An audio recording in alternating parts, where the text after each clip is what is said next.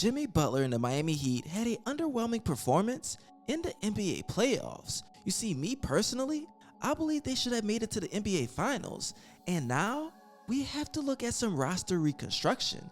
Even more so because we already wanted to get rid of Duncan Robinson, people have been split between Kyle Lowry, and now PJ Tucker has opted out of his contract with the Miami Heat. During the regular season, he was able to average 7.6 points, 5.5 rebounds, and 2.1 assists, shooting 48.4% from the field and a great 41.5% from downtown.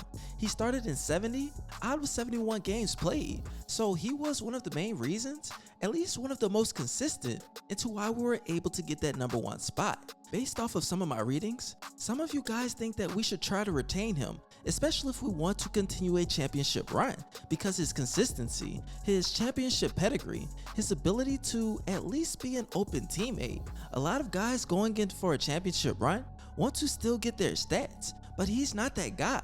He does anything that this Heat Nation wants him to do. Now, from you other guys' perspective, you rather us try to obtain Jerami Grant via trade from the Detroit Pistons. Just last season, he was able to average 19.2 points, 4.1 rebounds, and shoot 42.6% from the field and 35.8% from three-point range.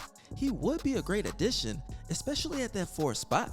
I really think that it would be up to your discretion onto who would be the better defender, even though I believe that Jerami Grant can guard the guard position pretty fairly, a little bit more than PJ Tucker. He's a better scoring option, but I think that PJ Tucker brings a little bit more of grit and grind. He's been more consistent with playing time, and he doesn't really get injured like that, so he would be a better option whenever it comes down to the regular season. Of course, PJ Tucker does have that championship experience, and Jerami Grant hasn't been in the postseason since he was with the Denver Nuggets, and even then he only shot 40.6% from the field, 32.6% from three-point range, and he wasn't even the main scoring option. So with numbers like that, do you really believe that he's ready to be one of the main options for the Miami Heat? Because with making money like that, he has to be. Now, I know Jimmy Butler, he will do his thing. Jerami Grant will have to at least create some shots, but hitting those knockdown threes will be vital in his game. I know that Eric Spoelstra would put him in a position to win. His numbers will take a knock because we have so many different offensive weapons. Tyler Hero, if he remains with the team, will be that scoring option. If he is traded, I'm sure that we'll be getting another player that will be a higher scoring option than Jerami Grant. But back to PJ Tucker, it's reported that a lot of championship contenders will try to make offers for PJ Tucker. And of course, from my perspective, I believe that they should try to get PJ Tucker back and still get Jerami Grant.